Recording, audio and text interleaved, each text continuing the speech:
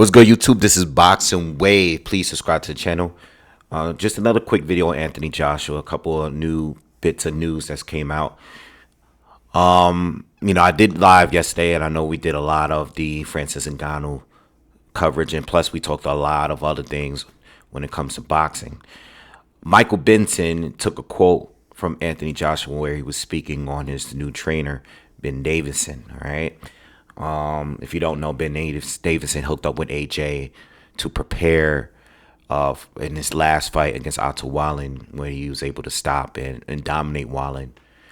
And I guess in one of the interviews that he did at the pressers or after the pressers, he spoke on Ben Davidson, stating, "The reason why I was able to gel with Ben is because he doesn't try to change your style. I went to a stage where I was trying to change my style, a bit of back foot boxing, box behind the jab, stick and move, not be explosive, control the pace, stuff like that. But Ben was like, that's not your body type. You're a effing big unit. You're explosive. Go knock effing people out." All right. And this is what Ben told Anthony Joshua. Now, a lot of us been saying this for a very, very long time. I'm not sure what exact point where it changed in AJ's career. But I think the Andy Ruiz loss definitely pushed him. It might have happened before that, but I think that loss definitely changed the way he wanted to box. And this is the thing, when I read this, I said to myself, like, I would have expected Robert Garcia, in my opinion, at least with the way AJ was fighting in that rematch against Usyk. I like the way, I've often said on here, I like the way AJ fought that rematch with Usyk. I know he didn't get the win. Usyk was still better than him, but AJ improved in that rematch, and he was a lot more aggressive in that rematch, and I expected that from Robert Garcia. And I also expected it from Derrick James, because that's his whole lineup is full of aggressive fighters. You got Errol Spence, you got Jamel Charlo, you got Frank Martin.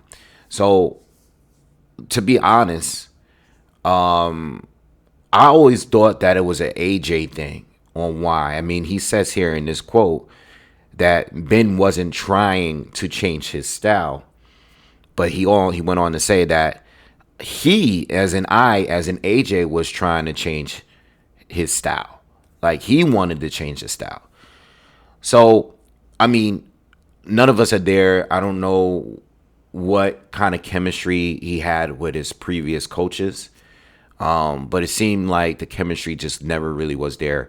Robert Garcia is a coach that I respect, and I've seen him transform different fighters. Same with Derrick James. But for whatever reason, I think maybe what didn't work with them was the chemistry. You know what I mean? AJ probably wanted to do one thing. Robert and Derrick probably wanted to do another. I don't know exactly why they didn't mesh well, but for whatever reason, he likes Ben, at least for the time being. I thought AJ should have always been aggressive. I often say on this channel, like, I miss the way he was against, like, Dillian White. I think that was the perfect example. Against Vladimir Klitschko, against Dominic Brazil. I think those fights specifically, or even against Charles Martin, I think those specific fights is the AJ that I've been waiting for. He's performed well in other fights, but I just think that those were the best versions of AJ. I would say maybe the Joseph Parker fight, even the Povetkin fight, even though he came back and got the stoppage loss. I think in that Povetkin fight, even though I love and I praised his performance in that fight, I think AJ started going into a different bag at that point, simply because he started to make adjustments and started to box better. But I think he lost his way in being more aggressive. I don't know what it comes from. Maybe it's because you're listening and you're tuning into what the people that's criticizing you are saying. I know back in that point when AJ was winning fights, a lot of comments and a lot of boxing fans would say that he's too stiff, or he's just winning because he's big and muscular.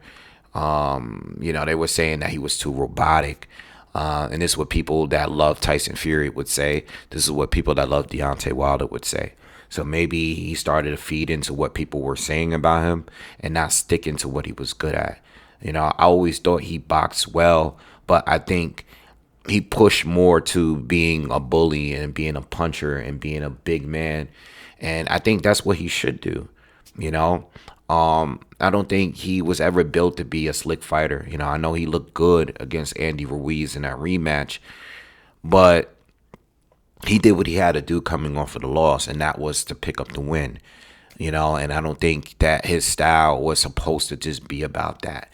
I do remember watching a Carlos Takam fight, and I remember he was very heavy at that time, and I saw that he didn't look so good in that fight. He looked very slow, and maybe because the weight maybe was an issue there. I don't know exactly. Maybe he prepared differently for that fight. I have no idea, but I know that he was heavier for that fight.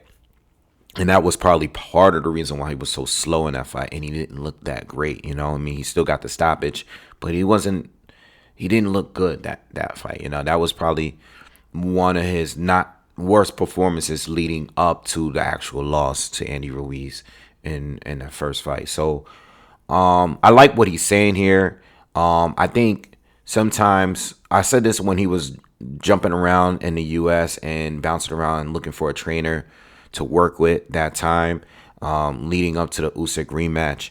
I was saying that maybe he's just looking for someone that he can have great chemistry with. I don't think it's all about how they train, but maybe a little bit more of just meshing well and filling each other out. And, I know he originally went with Robert Garcia, but then he eventually went with Derek James. So, I like what he's saying, and I think he needs to stick to what he does.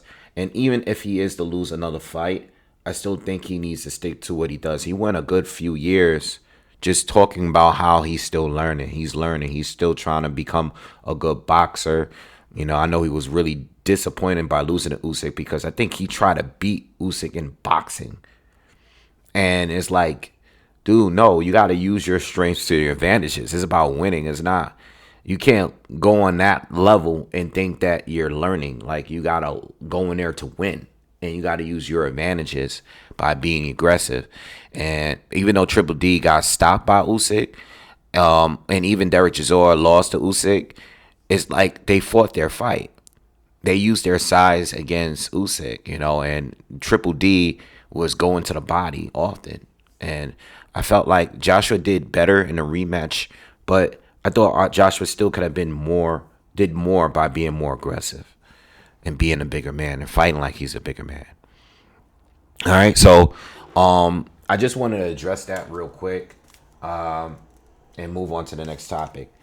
The other bit of news that came out is His Excellency Turki Al-Sheikh basically wants the winner of AJ and Ngannou to fight the winner of Usyk and Fury. All right. It raises a whole lot of questions because I don't know what kind of deal is going on behind the scenes. And I think some things about these, I guess the business side of these fights, I guess a lot of things haven't really been put out there, like as far as rematch clauses and stuff. Because you got Francis Ngannou, who said in an interview not too long ago that, he is due to fight Fury in a rematch, right? That it was signed. I don't know if that is agreed upon or signed, but he said that he was supposed to fight Fury in a rematch later this year, right? And then you have Fury and Usyk, who you would assume that there is a two-way rematch clause for either fighter. Whoever loses the fight, they're going to want a second shot at Undisputed, right? Or at least fighting the other person. So I don't know what's really going on. I don't know what's really going to happen, but I know that all of these Saudi fights, they're good quality fights, but it does raise a lot of questions because as far as unification, as far as mandatories, and rematch clauses, I don't know how all of this is going to work. My guess is these fighters are going to go where the money goes. All right. And if His Excellency wants to make these fights and it's coming out of their pocket, I'm sure that these fights are going to take place. I'm sure that these fighters are going to agree. I know they're all chasing legacy, but the bag is what they all really want. I mean, none of these fighters are young. All of these fighters are seasoned guys. So when it comes to mandatories, you still got to figure Philippe you got Philippe Hergovich. I was about to call him Felipe or some shit. I don't know why.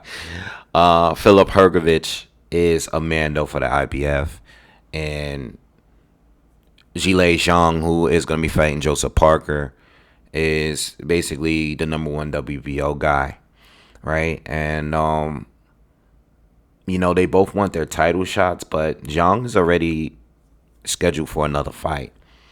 Hergovich, I know he's looking to get on board. I don't know what his next fight will be, but I seriously doubt that either one of those guys will get Fury Usyk winner or loser right now. I just don't think that they're going to be in the picture. And Joshua might go after one of those two if there's like some kind of title or something on a line later on, later this year. But Joshua beats Ngannou, which most people are expecting him to. He would have to either fight Usyk for a third time, or he would have to fight Tyson Fury, which I personally want. Usyk has beaten him twice, and even though a third fight wouldn't be bad, I just don't really want to see it as much as the fights I haven't seen yet. And I think the Fury fight would still be a big fight, in the near future. So I really don't have a problem with most of this stuff, because the way I look at it is, and we were speaking on Saudi Arabia and how much of an impact are they going to have a negative impact on boxing in the future. And I guess in a way, in the sense that it could be negative because I'm sure the fighters are getting paid a lot more than what they would be getting paid if the fight wasn't happening in Saudi.